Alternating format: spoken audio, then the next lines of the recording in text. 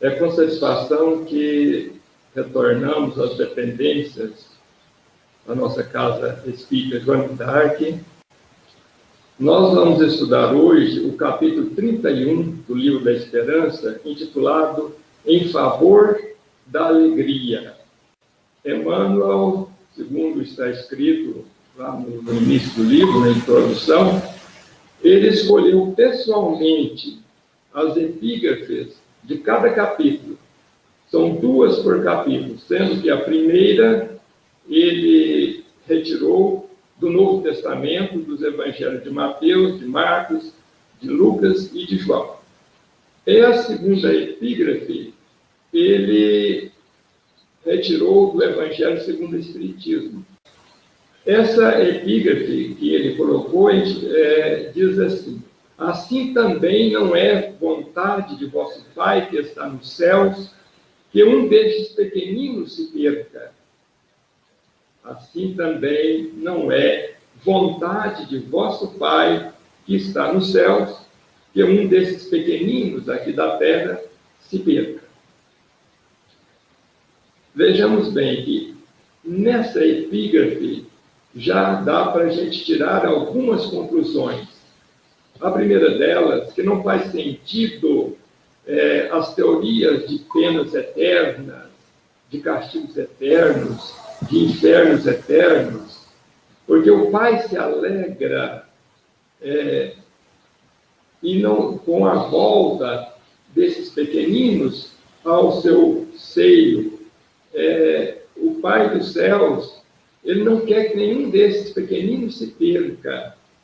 Então a gente vê que aí o Evangelho de Cristo não aprova as chamadas penas eternas. Por outro lado, a gente conclui desta epígrafe que o Evangelho é sumamente, usando uma palavra atual, inclusivo. Ou seja, ele não condena a pessoa errada, não condena a pessoa caída em erro. Pelo contrário, o Evangelho é a escola da transformação moral, é a escola das vidas transformadas, que superam os próprios defeitos e os próprios impedimentos para estabelecer um retorno a Deus, às vezes depois de erros clamorosos praticados. Essa epígrafe, ou esse versículo, que é de Mateus, capítulo 18, versículo 14, ele foi retirado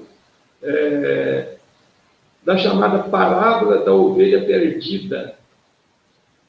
Nessa parábola, uma pequena parábola, que ela foi dita por Jesus nas seguintes circunstâncias.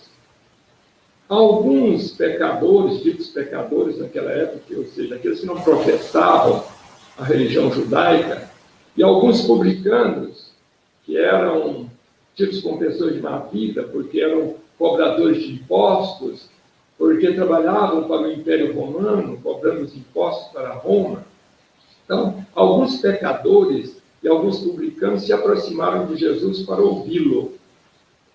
E os fariseus e escribas, que eram os religiosos da época, observando aquilo, murmuravam entre si, dizendo assim: mas que profeta é esse que se reúne com os pecadores, que come com eles?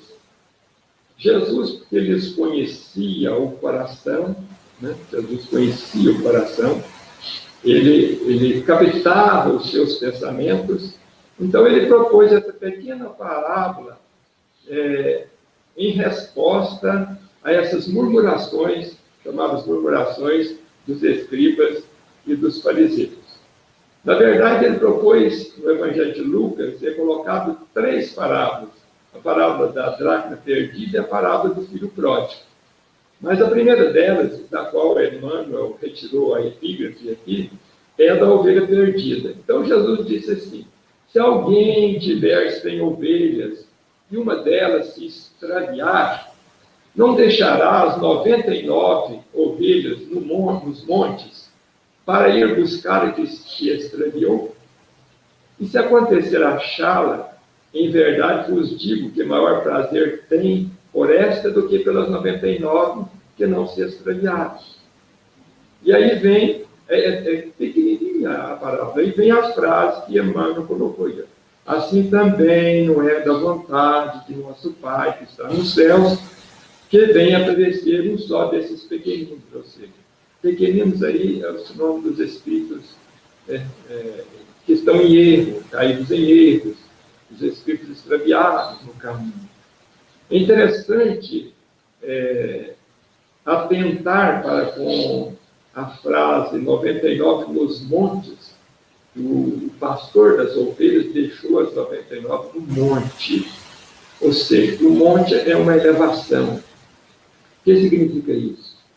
Que ele deixou as 99 que não se extraviados nas alturas espirituais dos seus pensamentos elevados, dos seus sentimentos melhorados, dos seus pensamentos elevados.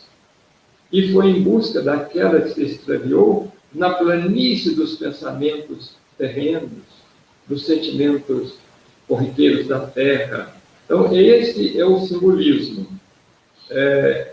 No Evangelho de Lucas, que também é os dois evangelistas que contam essa parábola, que narram essa parábola, são Mateus e Lucas. Em Lucas, ele ainda acrescenta uma frase que ainda traz mais clareza. Ele diz assim, quando termina a parábola: haverá mais alegria no céu por um pecador que se arrepende do que por 99 justos que não têm necessidade de arrependimento.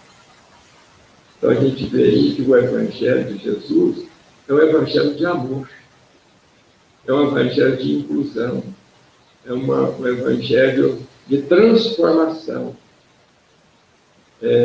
Aqui nos lembramos, em falando do cristianismo e daquelas ovelhas tresmalhadas da casa do Pai, de dois vultos, né? Maria de Magdala e Paulo de Tarso. Ovelhas desgarradas a quem Jesus buscou nas planícies dos pensamentos negativos para elevá-los aos montes da sublimação espiritual. Maria de Magdala, depois de ser amparada pelo Cristo, foi a mensageira da ressurreição, dos fatos mais importantes do cristianismo.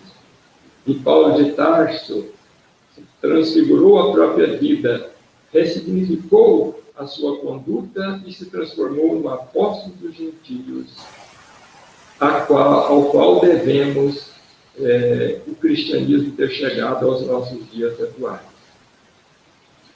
Mas, trazendo o assunto dessa epígrafe da ovelha perdida para os dias atuais, o que devemos entender por ovelhas? Então, são todos nós, a humanidade. Nós somos as ovelhas da casa do Pai. E o pastor divino é nosso Senhor Jesus Cristo, o governador espiritual da terra. E o que se deve entender, então, por ovelha perdida nos dias atuais?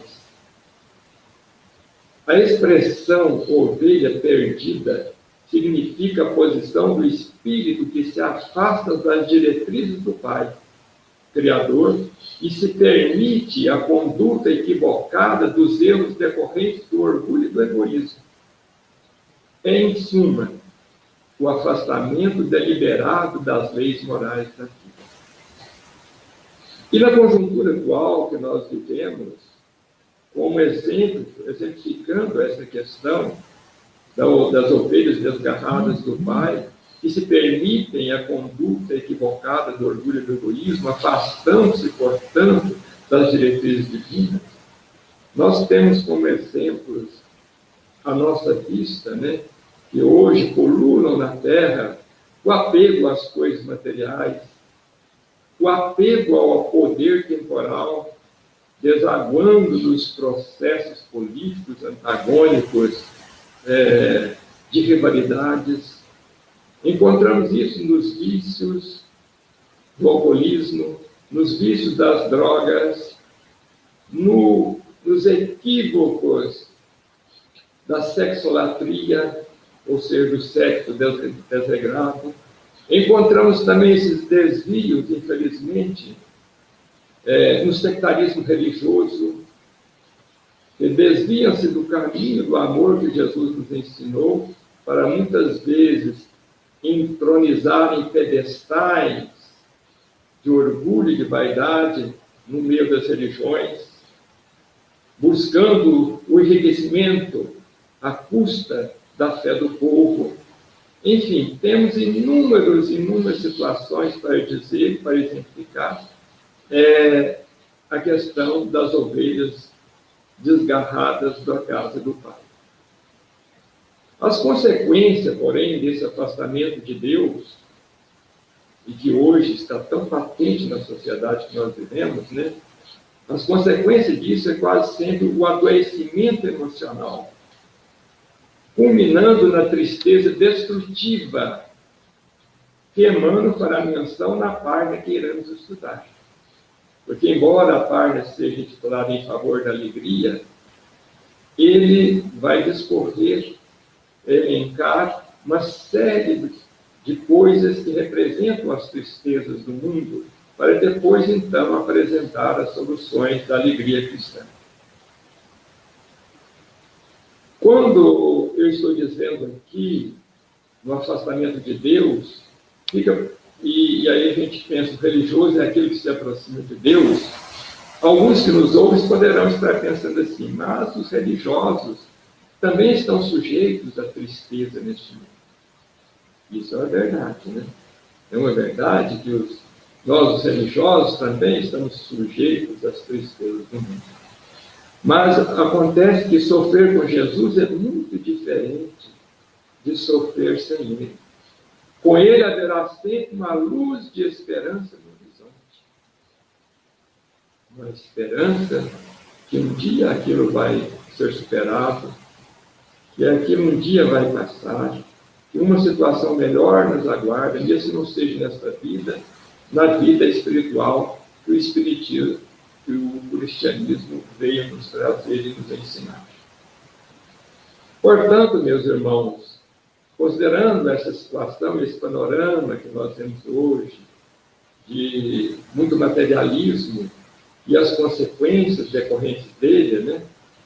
Nós, os religiosos, de todos os credos, de todas as religiões, somos chamados na atualidade a contribuir para minorar as tristezas do mundo com as alegrias do Evangelho.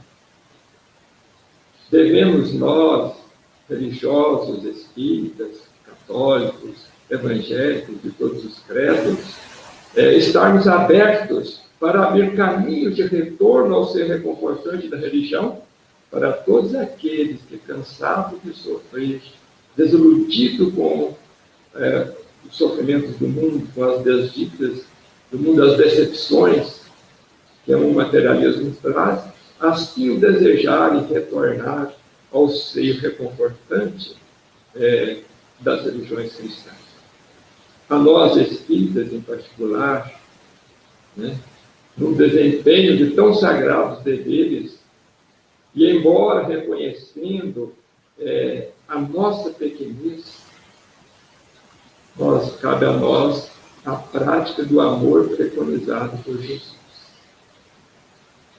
Entre nós, nos arraiais do Espiritismo cristão, deverá sempre haver uma porta aberta a todos esses nossos irmãos que precisam de reconforto e desejam voltar ao seio reconfortante de Deus.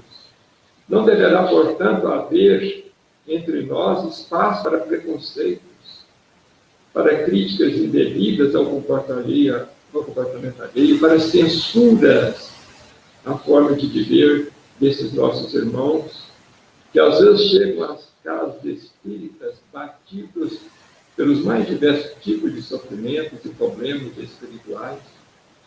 Então, cabe a nós espíritas praticar tão somente o acolhimento e a compreensão que Jesus nos ensinou. Um só caminho nos resta em nossa mínima condição de servidores da última hora: a prática da caridade em sua expressão mais ampla, a expressão do acolhimento. não estão simplesmente de dados materiais, que são importantes e têm o seu valor, mas a caridade do acolhimento, da compreensão, do carinho, do apreço, da afabilidade para com esses nossos irmãos que nos procuram nas casas espíritas. Em falando, portanto, de caridade, vem então a segunda epígrafe aqui colocada pelo Emmanuel, do capítulo 11, item 14 do Evangelho. Capítulo 11 é amar o próximo como a si mesmo. Então ele escolheu a seguinte frase do Evangelho: a verdadeira caridade não consiste apenas na esmola que dás, nem mesmo nas palavras de consolação que lhe aditeis, que lhe acrescentais. Não é apenas isso que Deus exige de vós. Interessante isso aqui, porque está dizendo a caridade não consiste apenas na esmola, está certo, mas nem nas palavras de consolação que aditeis. Como assim? Como entender isso? Então as palavras de consolação não são importantes, né?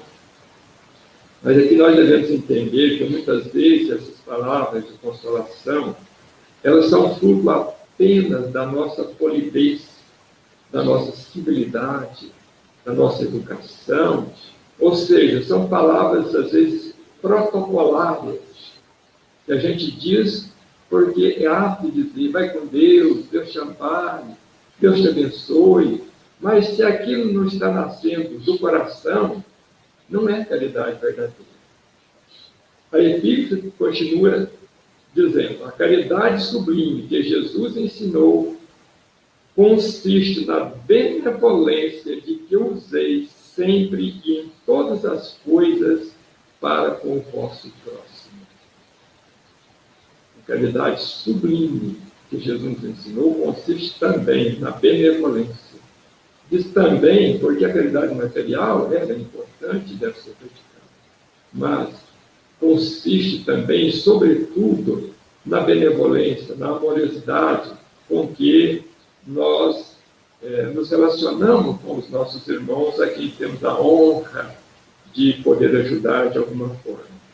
Emmanuel, num outro livro seu, livro chamado Dinheiro, eu busquei uma frase dele lá que ilustra um pouco mais essa frase do Evangelho aí, que é de Isabel de France, da cidade de Havre, em 1862.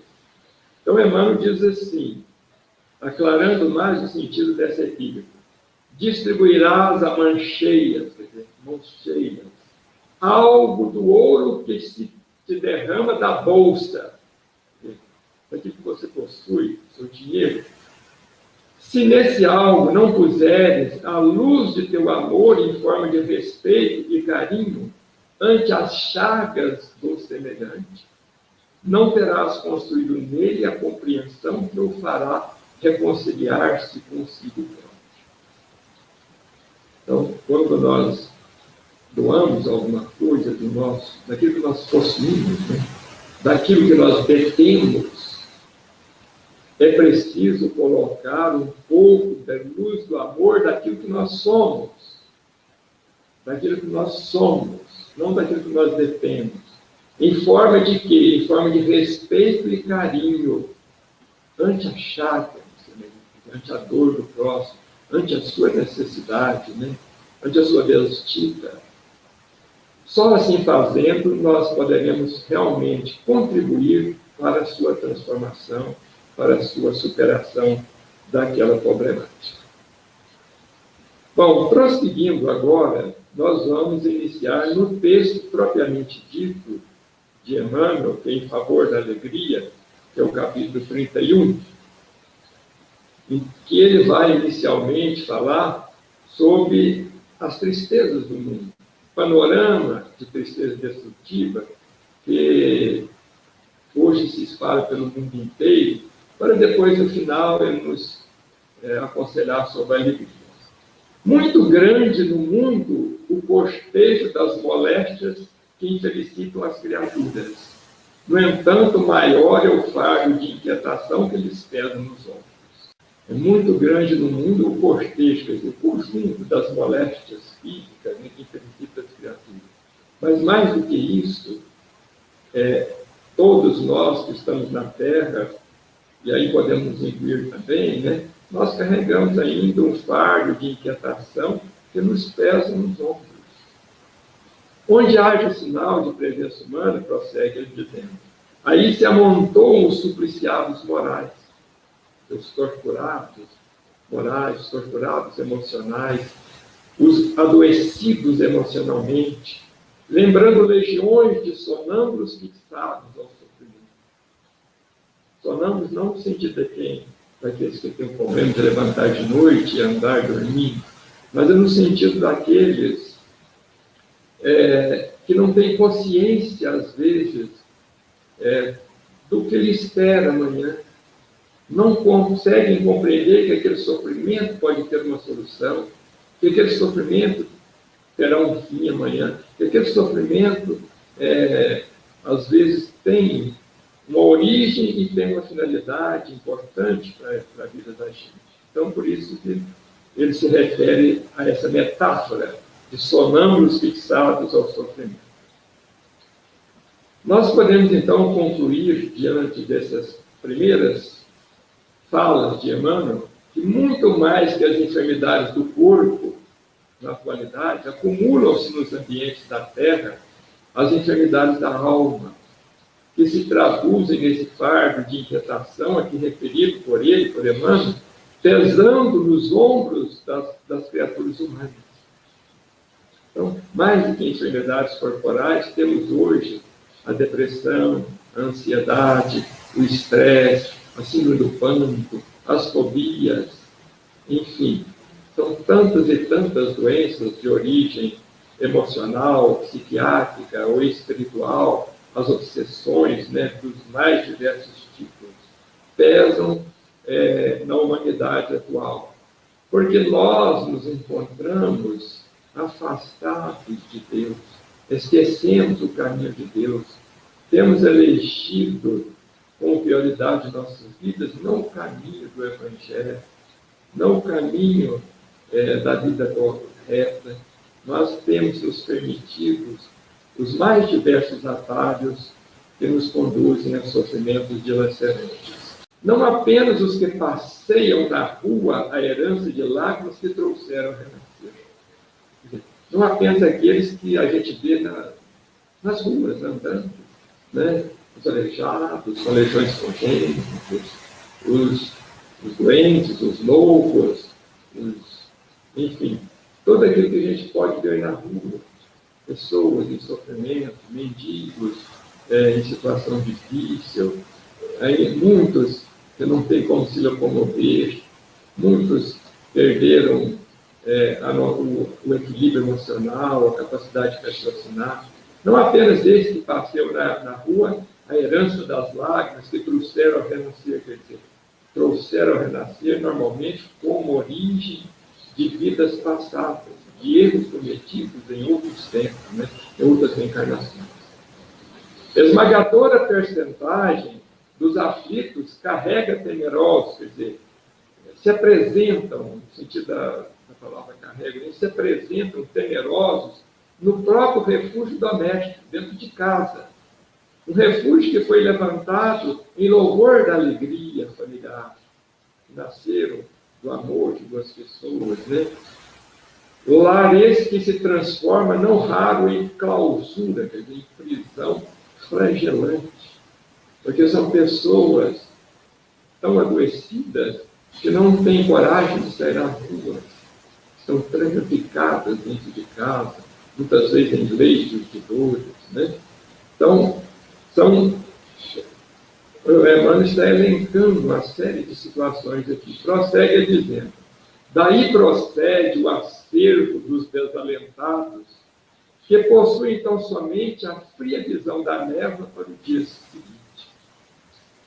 Daí procede o acervo, a grande quantidade dos desalentados, que não tem esperança, que não tem um norte, que não tem uma alegria, não tem uma expectativa de vida, porque só enxergam o horizonte escuro diante de si mesmo, só vê névoa, só vê escuridão à sua frente, não consegue vislumbrar uma saída para os seus problemas.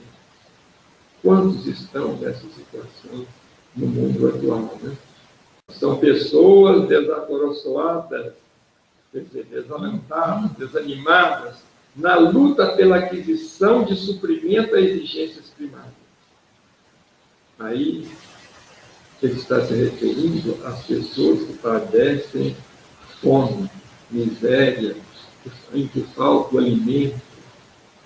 Aí nós vemos no nosso país hoje as multidões dos desempregados, daqueles que não têm uma renda, com que comprar o almoço ou a janta, ou pão para os seus filhos. Então são pessoas desalentadas, que muitas vezes saem, andam o dia inteiro, de firma em firma, levando um currículo e não conseguem uma colocação. É uma situação muito triste, né? Que faz com que a pessoa se torne carente da coisa mais primária na vida, que seria um pão para comer, né? Um prato de alimento para se alimentar. Pais e mães transidos de pesar diante de filhos que lhes desdouram a existência. Pais e mães transidos, quer dizer, trespassados de pesar, diante de filhos que lhes desonram a existência. Veja a situação de pais e mães cujos filhos os decepcionam porque escolhem caminhos de desequilíbrio. E aqui a gente fica lembrando daquilo que a gente vê na televisão nos dias atuais, sobretudo nas grandes cidades, nas periferias. Né? Pais que criaram filhos pensando um futuro melhor para eles, e que diante de tanta dificuldade, eles são levados para o tráfico, são atraídos para o tráfico de drogas e perdem a possibilidade de uma vida e de uma realização e candidatam-se muitas vezes a morrer muito cedo, né? Então são pais e mães trespassados de dor diante de filhos que escolhem um caminho tortuoso do tráfico de drogas ou da criminalidade, haja visto as dificuldades, a falta de opção, né, a falta de possibilidade de estudo, de preparação para uma vida melhor. Mulheres traumatizadas em esforço de sacrifício. Então, nós que lidamos nas casas espíritas com a chamada assistência fraterna, com as chamadas peregrinações, como se fala aqui em Minas Gerais, que visitamos lares desprovidos de recursos materiais, na maioria das vezes encontramos essas mulheres traumatizadas em esforço de sacrifício. É muito comum a gente, na maioria dos nossos assistidos, você chega no lar, encontra a mãe com os filhos. Os pais não estão presentes. A maioria das vezes, as deixaram ao desamparo e partiram para outros caminhos tortuosos. Então, são mulheres traumatizadas naquele esforço de conseguir o sustento para 3, 4, 5 filhos. Então, são expressões dos problemas atuais que nós vivemos. Crianças e jovens desarvorados nos primeiros passos da vida, transtornados, desvairados. Aqui também pode ser colocado aquele exemplo que eu citei há pouco, daqueles que são requeridos, digamos assim, são atraídos pelo tráfico, pela criminalidade, logo nos primeiros dias de vida. É muito comum esse tipo de marginalidade escolherem os de menores, porque eles não são presos, né? Não podem ser presos entre os presos comuns, são atraídos, muitas vezes, para a criminalidade ainda nos primeiros passos da vida, por falta de opção, porque às vezes não tem escola, às vezes os pais estão também tão desarvorados que não lhes dão bons exemplos, não dão a eles uma segurança, não dão a eles uma educação, não tem tempo para educar os filhos. São todas situações de muita dificuldade que nós vivemos nos dias atuais, sobretudo no Brasil. Companheiros encanecidos, Emmanuel prossegue falando dos problemas da vida.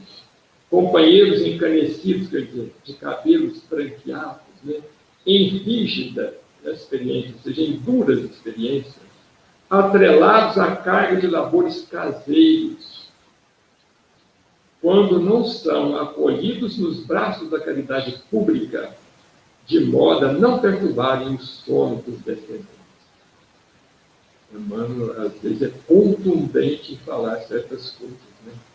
Companheiros encanecidos, pessoas envelhecidas, avós, avós de cabelos brancos, que estão ainda na luta diária, sustentando com sua parca aposentadoria os mais novos que às vezes não têm emprego, ou que saem para trabalhar e que deixam todo a orientação da casa, das crianças, cuidar das crianças, fazer comida, nas mãos deles, que já estão cansados da vida. Né? Em outras situações, em situação um pouco diferente, quando não há tanta pobreza, mas os filhos não têm o amor para manter os pais com dificuldades, às vezes, de enfermidade, de locomoção, de certas doenças, né? Então, os colocam nas chamadas abrigos de velhos, né? Para não perturbarem o sono dos descendentes. O Emmanuel é muito contundente em dizer isso aqui. Ou seja, muitas vezes, eu não digo em todos os casos, né? Porque existem casos e casos, mas muitas vezes é possível manter essas pessoas dentro do lar, esses nossos velhos, né? A quem devemos tanto, às vezes, nossos pais e nossas mães, apenas com um pouco mais de sacrifício da nossa parte.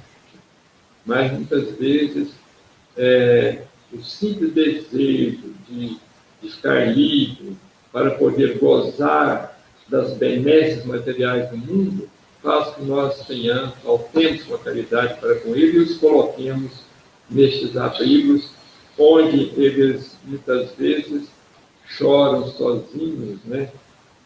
A dor do abandono.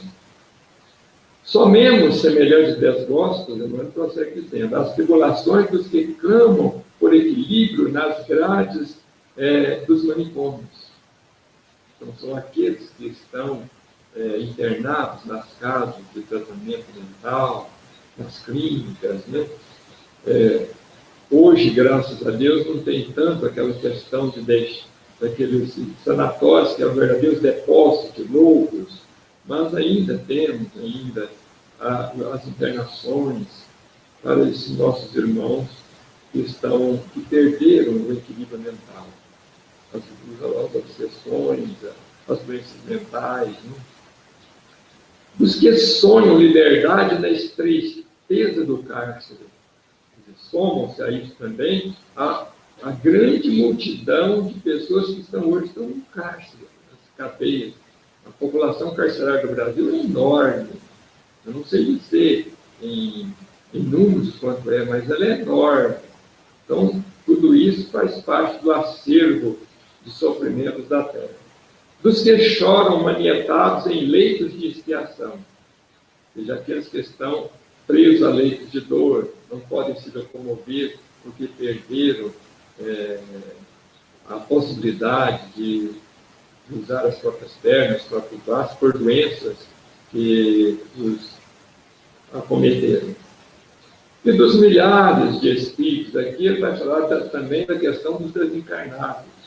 E dos milhares de espíritos desencarnados, ainda em pesadelos indescritíveis, que comunicam à esfera física os rescaldos, os resultados do próprio desespero. E verificaremos que a tristeza destrutiva é comparável à praga fluídica, prejudicando todos os flancos da evolução na Terra.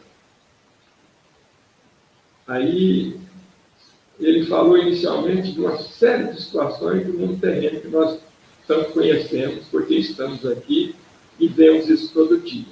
Agora ele fala dos desencarnados, daqueles que não são vistos, porque estão na invisibilidade, mas que muitas vezes carregam dentro de si pesadelos indescritíveis, em função dos erros deliberados, dos crimes perpetrados, né, dos equívocos a que se permitiram na Terra. E que, de certa forma, pesam na economia do mundo terreno, na esfera carnal, porque eles nos comunicam os resultados, os rescaldos, a influência negativa originada no seu próprio desespero. E aí a gente verifica que a tristeza destrutiva é como se fosse uma praga fluídica. Praga que não é no sentido de maldição, mas sim de doença mesmo, de epidemia, porque a tristeza, ela se comunica, ela se transfere de pessoa para pessoa. Daí, talvez, a importância de nós evitarmos falarmos, tanto quanto possível, das nossas dores, dos nossos problemas, procurando colocá-los diante de Jesus, para não pesar um pouco mais na economia ou na mente daqueles que caminham conosco, na condição de parentes, de amigos, né? Aí Emmanuel vai dizer assim, depois que ele limpou toda essa situação: ponderando tudo isso, respeitemos a dor, mas plantemos a alegria e a esperança onde nossa influência consiga logo chegar, Vamos lembrar aqui que essa alegria que o Emmanuel está se referindo aqui não é a alegria mundana, porque essa alegria mundana tem consequências desastrosas. Mas ele fala aqui dessa plantação de alegria, é aquela alegria que possa nascer da nossa confiança em Deus, da nossa consciência tranquila, da nossa vida reta, da nossa consciência em paz. É essa alegria que ele nos aconselha a comunicar e a espargir em favor dos que caminham conosco. Falemos de otimismo, cultivemos serviço, ensinemos confiança e exercitemos serenidade. Nós vemos aqui, nesses dois parágrafos, que ele elenca 5 antídotos contra a tristeza destrutiva. Ele diz assim: plantar alegria e esperança.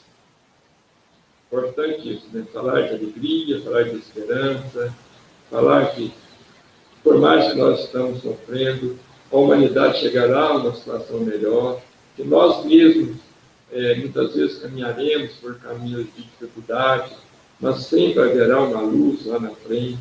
Falar de otimismo, ao invés de pessimismo, falemos de coisas boas, né? Evitemos falar em demasia das nossas dores, dos nossos problemas, dos problemas do mundo, né? Evitemos aquelas conversações prejudiciais ao nosso bem-estar. Cultivar serviço edificante, quer dizer, não tem outra maneira melhor para superar a tristeza, segundo nos têm ensinado os espíritos superiores, aquela do serviço, do trabalho edificante. Qualquer trabalho que a gente possa fazer, por mais simples que seja, no caso da depressão, é um remédio tanto. A gente pode estar muito triste, você esquece a sua tristeza, deixa a tristeza para lá, e arranja um servicinho para fazer, mesmo que seja cuidar de uma planta, cuidar de um animal, regar um jardim, ou capinar um quintal, mas, sobretudo, fazer o bem, ajudar alguém, visitar alguém, levar uma ajuda a alguém. Isso é importantíssimo para a superação de toda essa miasma de tristezas que cerca o mundo, como ele assim colocou. Ensinar confiança, exercitar serenidade, tranquilidade. Agora, esses 5 antídotos, ou esses conselhos aqui dados por Emmanuel, que é uma plataforma de ação para nós, né, que somos espíritas, né, lemos suas obras, que estamos tentando entender aquilo que nos ensina, né? Por nós mesmos seria muito difícil a gente conseguir fazer isso, não somente com os nossos parcos recursos, Mas a sua implementação, ou seja, a colocação em prática desses 5 antídotos que nós falamos há pouco, requer recursos espirituais específicos, só encontrados no Evangelho de Jesus. Com base no quê? Na fé imortalista que o Evangelho nos traz, na justiça divina que nós aprendemos a entender através da reencarnação, nas compensações da vida futura que nos espera em existências futuras ou no plano espiritual, na compreensão das finalidades da dor como mestra da vida. Emmanuel chega a dizer no outro livro dele que dor é apenas estrada para as horas felizes. Olha só, dor é apenas estrada para as dores felizes. Veja bem, meus irmãos, o que eu estou querendo dizer aqui? Que colocar em prática aqueles 5 antídotos que Emmanuel nos aconselha é viável, é importante e necessário. Mas nós só conseguimos colocar isso em prática através do Evangelho de Jesus. Por isso que o Espiritismo sempre coloca que o Evangelho de Jesus é a nossa meta maior. O Espiritismo sem o Evangelho não seria nada. Então, o Evangelho de Jesus é que nos sustenta. No Evangelho de Mateus, Jesus, dirigindo-se aos tristes de todas as épocas, de todos os séculos futuros, diz lá: vinde a mim, todos vós que estáis aflitos e sobrecarregados, que eu vos aliviarei. Tomai sobre vós o meu jugo e aprendei comigo, que sou brando e humilde de coração, e achareis repouso para as vossas almas, pois é suave o meu jugo e leve o meu fardo. Quer palavras mais consoladoras, mais apropriadas, para que a gente apresente aos nossos irmãos que nos buscam em sofrimento na casa espírita? Não tem como consolá-los com a nossa própria e humilde presença de espíritos ainda tão imperfeitos, mas nós podemos ajudá-lo com as palavras e os ensinamentos do Evangelho.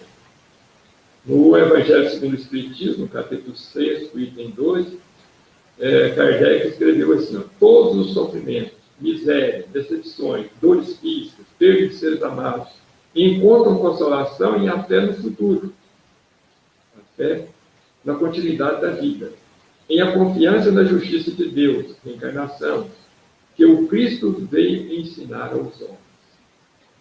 Então, fora do Evangelho, fora dos ensinamentos do Evangelho, nós não conseguiríamos fazer nada.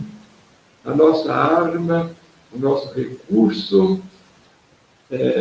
estão nas páginas indeléveis do Evangelho de Jesus, nos seus exemplos, nos seus ensinamentos. Só Ele poderá ser o nosso benfeitor nesse trabalho meritório, sim, de consolar os que sofrem.